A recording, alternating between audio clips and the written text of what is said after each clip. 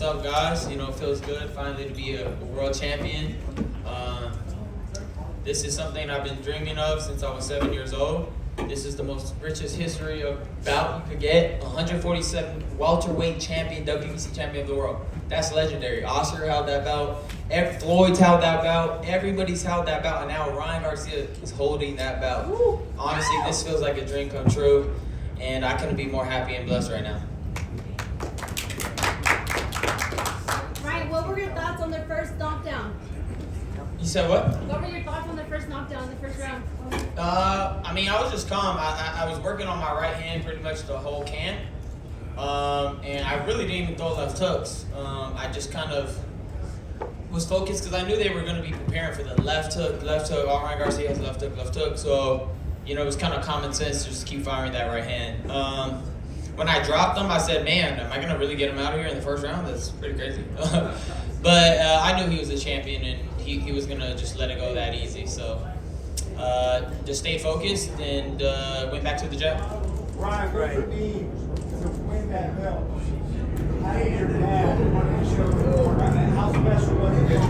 Especially the fact that your dad. Well, yeah, I mean, I dedicated this fight to my father. You know, that was the beginning of this whole journey. I said, Dad, you know, I'm gonna be a champion. Like I'm ready now. I'm gonna commit myself fully, and I promise you, I'm gonna win this world title. And you know, my dad's been there every step of the way since I was 7 years old, all the way through, and never left my side. I've been through ups and downs. Got fame really quick, and got judged many times, and I made a lot of mistakes, but I made a 360 turn and committed myself to be the best champion I could be, and I finally feel like I'm here now. Right here. Hip Hop is Real, 2 questions. How serious are you about the Shakur fight, and do you want to unify with Devin now that you're the champion? Oh, I'm open to all those, you know, whatever. You know, Shakur, somebody that I fought in the amateurs, and we went at it, you know, and I felt like I beat him. But, you know, the politics in the USA boxing at that time were a little different, and I still got a chip on my shoulder. I've been wanting that rematch for a minute. Hopefully we get it, and, you know, when my hand heals, I'll be looking for that opportunity for sure. And Devin, he don't want that. He's terrified. He has PTSD. Right. No. He did counter me with one right hand when I was trying to do the Mayweather roll. I got caught with a right hand. I don't know why I did that. I wasn't even getting hit. Then I snapped myself out of it. I'm like, man, what am I doing? Back to the jab.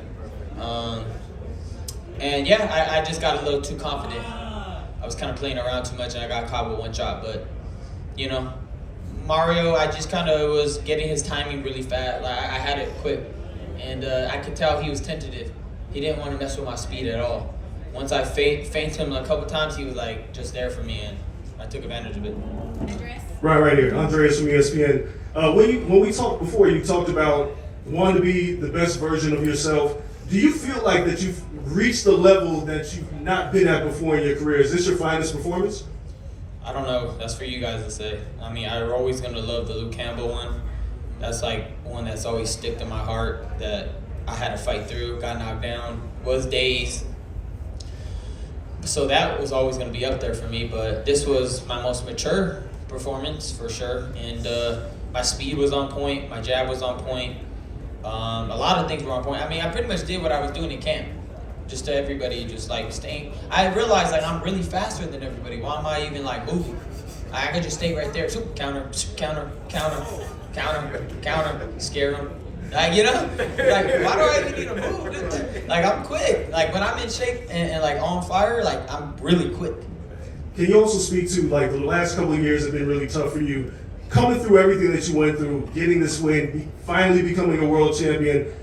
Talk about this moment and how much it means for yourself, your father, and what it means to other people that have watched you go through what you went through.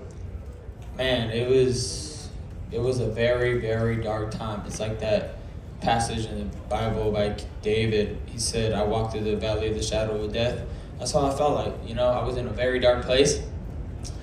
I was treating my body horrible, and it was hard to adjust to everything I had so quick. And I didn't know what was real or not, what was not real. And I feel like God disciplines the ones He loves, and I wouldn't want it any other way because it shaped me, and I learned a lot very young. And now I'm like realizing more stuff, and I'm like, I could handle all this now. Like I could really see this for what it really is. You know, it's like I feel so much more grounded and peaceful. And now I just want to be. I think I don't even think I hit my ceiling at all yet. I think it's gonna go even crazier. Like I feel like I'm way better than I showed today. Ryan, Ellie Segback, ES News. Reporting. Report. First of all, did it sink in yet that you were world champion? You've been working on this your whole life. Kind of. It feels surreal. Like I still feel like I'm in a dream right now. It feels like very magical at this moment. I'm sure I'll settle in once I see my kids, my wife, and hug them, kiss them, and then I'll probably be back down to earth real quick. Now, a lot of people don't know you fought Shakur in an amateur's very controversial fight. I think he got the W. Yeah. What can we expect from a fight between you and We're very fast. You're going to see people that are quick back and forth. And Shakur knows that he can't get lazy with me at all. That's why, like, he was looking at me right now and goes, "Ooh, you're not even big." I'm like, "Bro, you were scared if I was big? That's crazy. Like, that's what you were scared of?" All right. So I got a little glimpse on what he was kind of worried about. But size don't win fights at all. You seen that today. Mario was bigger than me. But I was quicker. And, you know, but I want that fight. I feel like I'm always up to the challenge of anybody. There's always a way to win. Just got to figure it out. What's up, Ryan? Led the Power 106 in brown bag. And I have to tell you, my 6-year-old and my 8-year-old, no matter what other fighter exists, you are who they look up to. You've made it your mission to protect kids. What do you have to say to the kids watching your fight tonight? You know, that is something that means the world to me. You know, kids are the most innocent things in the world, you know. And that's just always, I made it a statement to protect the children. You see all that's going on in the world. I don't want to bring in too much negativity right now, but that right there is a precedent where we really have to protect children. They don't have a voice, and the stories that I hear are very hurtful, and I don't want that to happen to nobody. So I'm always going to stand on that. I'll always speak my mind and let people call me crazy and whatever they say, but you seen what came out. I don't got to say nothing. Now who's crazy, right? It's kind of like, that's right. You know. But through that moment, I lost myself, trying to fight for something, and I lost my mind to it, because I was screaming it out loud, "No, they're doing this," and I felt attacked for saying the things I did, and I felt a lot of spiritual attacks, and I lost it. But God had a plan for me and brought me back and restored me, and that's all I could say about that. Ryan, congratulations to the Aguante Best Women's Boxing Show, period. What a massive win. Now you're feeling this surreal moment. What would you tell your 8-year-old self? Man, this whole camp I was playing, well, not this whole camp, but towards the end, I was playing this song called "Open the Eyes of My Heart, Lord." And I remember when I was a little kid worshiping, and it just like flooded all the moments when I was 7, 8 years old with my dad going to tournaments. Tom Taylor, the ref, he was my first tournament ref for the championship. Wow. It's crazy, right? And I told him, I said, I went up to him, I said, "You got to watch my fight, watch what I do." And I won the tournament, Junior Olympics, right? You also said, "My name is Ryan." Oh yeah, when I introduced myself to Tom Taylor in the amateur, I said, "My name is Ryan Garcia, and you better watch me fight." So it's kind of surreal that it all came full circle. Tom Taylor is my ref when I won the first championship in my professional career. And a follow-up to your father, Henry, congratulations. What does this moment mean? Because this is a massive moment between father and son, and for him to dedicate this fight to you. Well, One thing, well, let me say something real quick. I want to thank Golden Boy Promotions. I know people like to put us together as beef. I guess it sells, but, I don't hold grudges, and I always want to keep positivity, and I just want to say thank you for all that you've done in my career. I appreciate you.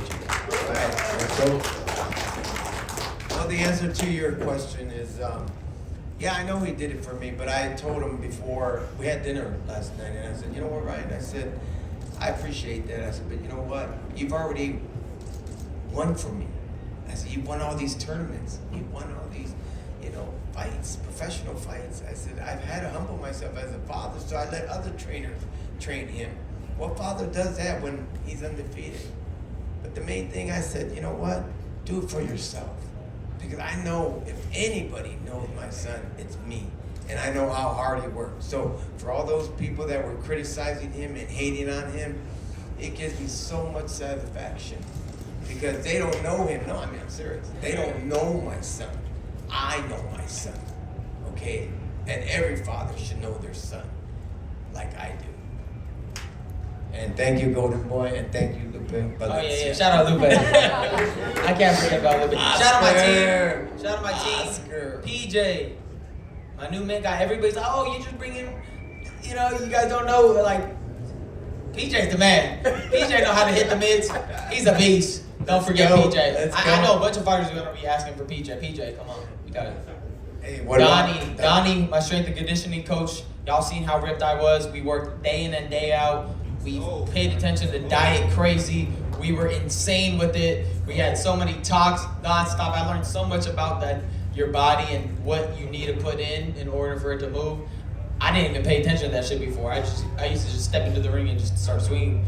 So thank you, Donnie, for all the lessons you taught me. Trey, man, my assistant, beast.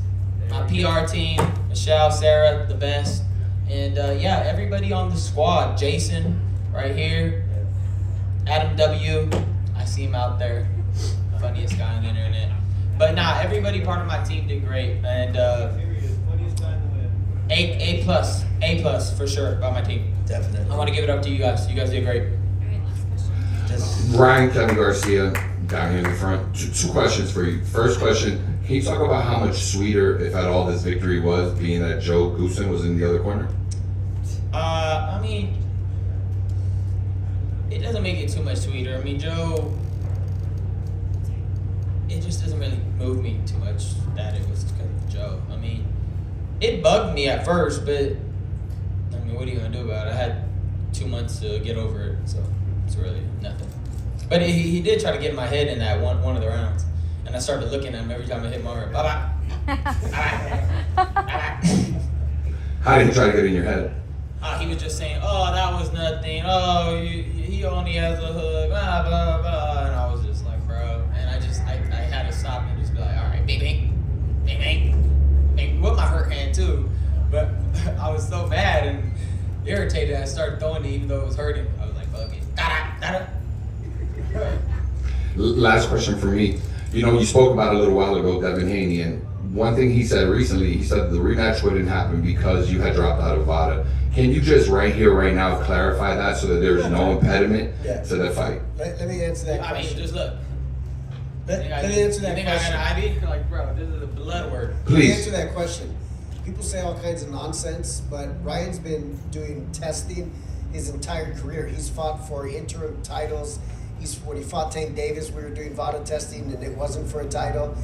He's been testing his entire career. Every single time we set up a fight, we sign a contract, there's VADA testing. There's no such thing as dropping out of VADA testing. So all those stories are just fabricated, people trying to hate on Ryan, and they're just excuses for Haney to feel good about himself. Haney wants to have an excuse as to why he got beat up, and that's it. So it's all nonsense. Just real quick, I want to go back to the haters because I gotta let this off my chest because I won't be able to sleep. But Chris Algieri, you're a piece of shit. Okay, I'm sorry. You and your corny ass partner. Okay, not believing in my son. Sergio Mora, I ran into him and he said, "No, your son made me a believer, so I'm not gonna go too hard on him." Okay, Robert Garcia. Weird, man. Oh, my son can't go over 6 rounds? Sorry, dude.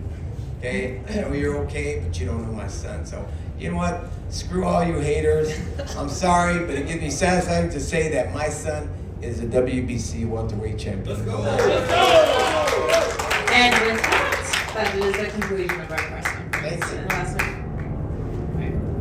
Any last statements from you, Ryan? I just want to beat Devin Haney's ass, man.